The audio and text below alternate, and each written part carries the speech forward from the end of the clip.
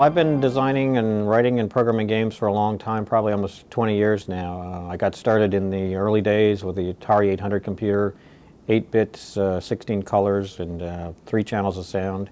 And I've been having a great time writing games ever since then. The first game I worked on, I created was actually kind of a ripoff of Pac-Man. You know, it was a really popular game at that time. I said, I could write a game like that. So it looked a whole lot like Pac-Man, I've got to admit. The first game that was fairly successful was called Solo Flight. It was a flight simulator. You kind of carried mail from point A to point B, and my partner at the time was Bill Staley. He was a pilot, and he thought flight simulators were the greatest kind of games. So we did Solo Flight, later F-15, F-19, really quite a number of flight simulator games. Microprose was formed in the early 80s, the very early days of computer gaming. A friend of mine, Bill Staley, and I got together. I was a programmer. He was kind of a salesman, marketing kind of guy. And we realized that as a team we could kind of get into this cool new industry, computer gaming. I could write some games. He would sell them, and we started a company called Microprose, just the two of us. Gradually grew over time, and we had a great time over the years making computer games. I met Bill Staley, who was my partner at Microprose, in Las Vegas, actually. We were at a conference. We worked for the same company, but in different divisions. And he asked me, you know, what I did, and I said, well, you know, I'm a programmer, but I really want to be a game designer. I've been working on this airplane game. And he says, oh, I'm a pilot, you know, let's go and start a company. And so we kind of wandered around Las Vegas, and we found this Red Baron video game, arcade game. And he sat down, and he, you know, shot down a couple planes and got, you know, 500. And I sat down, and I played for like 3 minutes and got 10,000. He said, you know, I'm a fighter pilot. How can you beat me at this game? And I said, you know, well, I'm a programmer. I understand the logic. You know, I understand the algorithm, and I can. So at that point, he was impressed, and he said, you know, this company is going to be successful, and it turned out to be.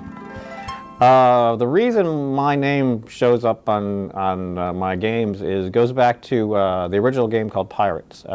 In those days, I'd written a couple of flight simulators, F-15 and another military simulator, and my partner Bill was saying, you know, we got to have another flying game. I said, no, I want to write a pirates game. You know, I think pirates are cool. And he said, well, okay, but we'll put your name on it so that the folks that liked your flying games, maybe they'll say it's the same person. I'll give it a shot. So, of course, Pirates was successful, and then whenever anything works, you know, we got to keep doing it. So from then on, they kept putting my name on the games.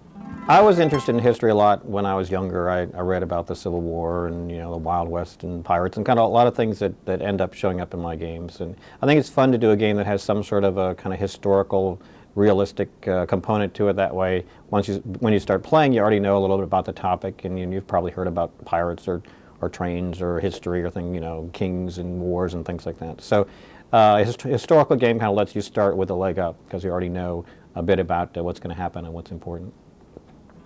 Pirates was a game that people have been asking us for many, many years to revisit and kind of bring up to modern technology. For some reason, a lot of people have really great memories of playing the game back in the early Commodore 64 days. And as we traveled around with new games, we kept getting asked to do a new version of Pirates. And finally, kind of technology had evolved to a point where we really could do something uniquely different. We had some new ideas. So we kind of put together the concepts from the original game that people like with some new things, and brought out a new version of Pirates very recently. I guess I've done a lot of games over the years, and it's hard to be objective about what was good or bad about them. In a way, they're kind of they're like children. You know, you have a family, and every child is different, but they're all above average, and you know, they all have their peculiarities and uniquenesses about them. I think, you know, there's something probably in each game we do a little different today, but overall, we're really proud of the games that we've done over the years.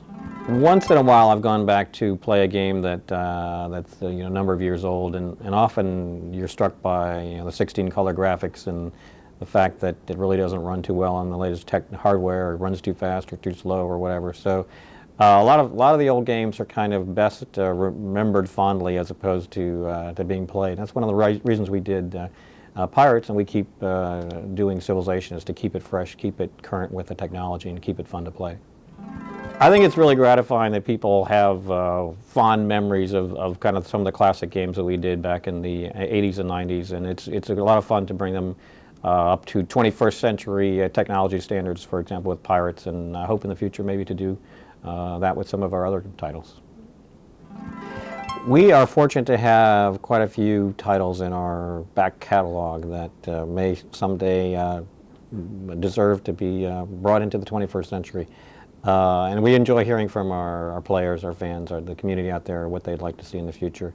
Right now, we don't have anything specific to say, but we'd love to hear from our fans and what games they'd like to see us tackle as we go forward.